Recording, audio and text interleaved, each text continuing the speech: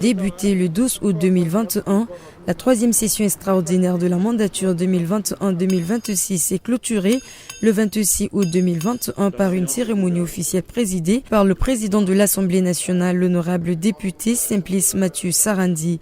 C'était en présence du Premier ministre et chef du gouvernement Henri-Marie Dondra, du représentant spécial du secrétaire général de l'Union centrafricaine et chef de la MINUSCA Mokurndjaï, des députés de la nation et des autorités centrafricaines.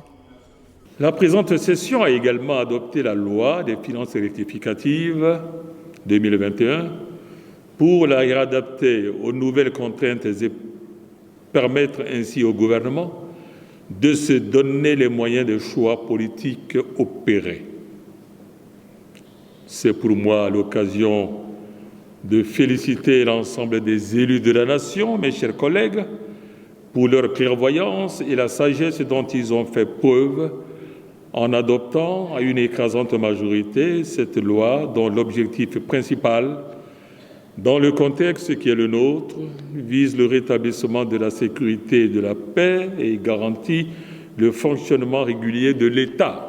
Le gouvernement a initié et soumet à l'Assemblée nationale pour examen et adoption du projet des lois de finances et du rectificatif pour l'année 2021. Il est urgent de réduire les dépenses jugées non prioritaires afin de compenser la hausse des dépenses supplémentaires et d'augmenter les dépenses prioritaires telles que la sécurité, l'éducation, la santé, l'eau et l'assainissement, l'agriculture et d'autres. Face aux défis sanitaires, humanitaires et économiques considérables, les élus du peuple encouragent le gouvernement à poursuivre sans relâche, avec le concours des partenaires de l'RCA, les efforts visant à rétablir l'autorité de l'État sur toute l'étendue du territoire et d'améliorer la gouvernance afin de lutter efficacement contre la pauvreté. Cette troisième session a entendu la déclaration de politique générale du Premier ministre, qu'elle a adopté à une très large majorité. Je crois que c'est très important d'avoir cette validation par les députés du peuple de la politique générale du gouvernement. Et la session aussi a adopté beaucoup de textes de lois qui sont très importants.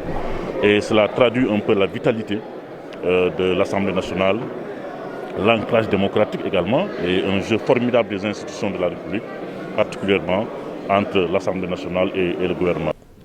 Cette 7e législature a fait preuve de maturité durant l'examen des différents projets de loi sur le collectif budgétaire et sur les différentes lois relatives à la suppression de certaines agences qui sont dans leur sphère de compétences. 3 projets de loi ont été adoptés sur les 23 inscrits initialement. Le temps imparti pour cette session n'a pas permis d'évacuer tous les projets de loi. Les autres seront renvoyés aux sessions ultérieures.